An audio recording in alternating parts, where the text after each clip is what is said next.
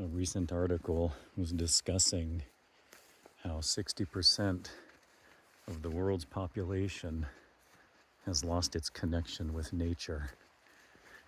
And you can read that in ways where people think eggs come from the grocery store and meat and vegetables, and they don't understand